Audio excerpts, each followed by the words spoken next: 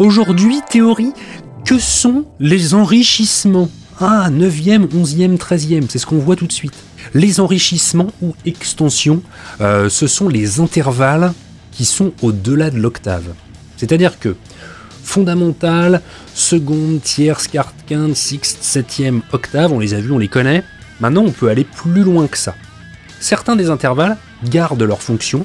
Dans notre monde à nous, de musique moderne, la tierce, la quinte et la septième, donc tous les intervalles impairs, gardent leur fonction une fois passé l'octave, mais les intervalles pairs, seconde, quarte et sixte, une fois passé l'octave, ils prennent une autre casquette et un autre rôle. Je vous l'ai déjà dit, tous les intervalles justes ou majeurs sont cachés à l'intérieur de la gamme majeure. Donc pour trouver une 9e, une 11e ou une 13e, il suffit de se balader sur la gamme majeure. Donc si notre fondamentale, elle est là, 1, 2, 3, 4, 5, 6, 7, 8, nous voilà à l'octave, et si on continue, 8, 9, on a une 9e. 9, 10, 11, 11. On a une 11e. 11, 12, 13.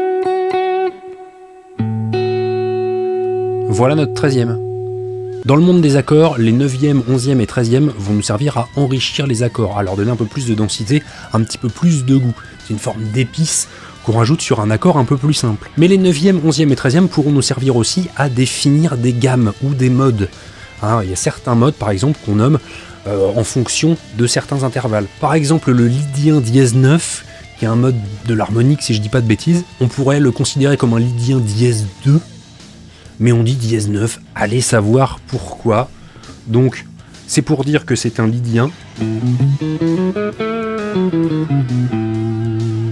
mais dont la 9e ou la seconde a été augmentée.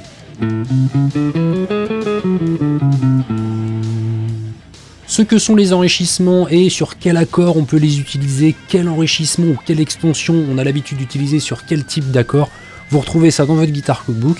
Moi je vous dis à la prochaine, grattez bien, salut!